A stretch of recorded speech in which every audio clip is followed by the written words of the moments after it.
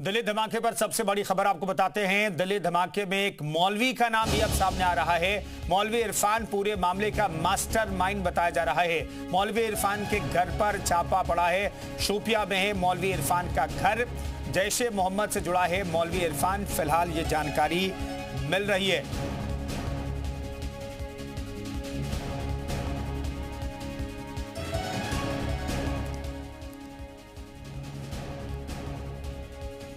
कहीं पर इमाम था, मौलवी जो था वो यहाँ पर मौजूद था, जो कई सालों से कोविड के बाद से इमामत कराता था। लेकिन पहले से ही महल्ले वालों ने सब ने जो है पुलिस में उसके बारे में ये रिपोर्ट डाली थी कि ये फलानी जगह का आदमी है, यहाँ पर वो काम कर रहा है। हम चाय से बात करें। सर, आपका नाम क्या है? मेरा नाम है फारूक साहब। ये जो मौलवी इरफान था ये कब से यहाँ पे इमामत करता था? कोविड से, जहाँ से कोविड शुरू हुआ ना उसी वक्त से। कभी आपको शक हुआ? जो कभी नहीं, ये हर मतलब कभी कभी छानपुर में जाता है, थाने पर जाता है, कभी उनको बोलता है मौलवी को मीटिंग है, ये सब जाते हैं उधर।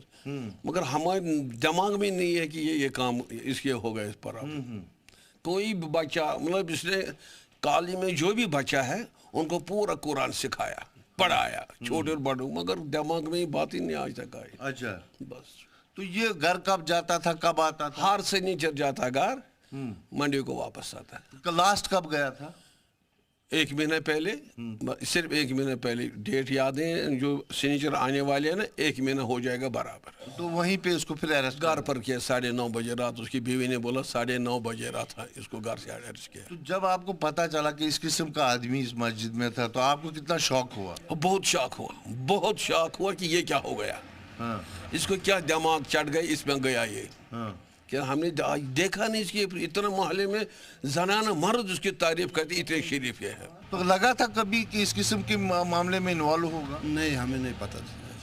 तो अगर ऐसा हुआ, अब जो सामने आ रहा है, अगर ये सच है तो आपको लगता है कि एक शॉकिंग है इस मोहल्ले की? तो है ही, शॉकिंग न्यूज़ है ये, क्योंकि कम से कम 3 साल या 3.5 साल हो गए इनको यहाँ। तो हमें ये इसकी बात ही नहीं पता था कि ऐसी होगा ही। जहां मौलाना इरफान जो शोपियन के रहने वाले थे वो करीबन 3.5-4 साल इमामत करते थे इस मस्जिद में, और इसी मस्जिद में वो हर सैटरडे को यहाँ से जाते थे शोपियन अपने घर, और फिर सोमवार को वो वापस आते थे। लेकिन 1 महीना पहले जब वो यहाँ से वापस शोपियन गए तो वहीं पे उन्हें श्रीनगर पुलिस ने जो है अरेस्ट कर लिया। इससे पहले भी यहाँ श्रीनगर पुलिस ने उन्हें कई बार बुलाया था, उनसे पूछताछ की थी, क्योंकि जब पोस्टर लगने का मामला आया तो इसी इलाके में वो पोस्टर्स भी दिखे गए थे।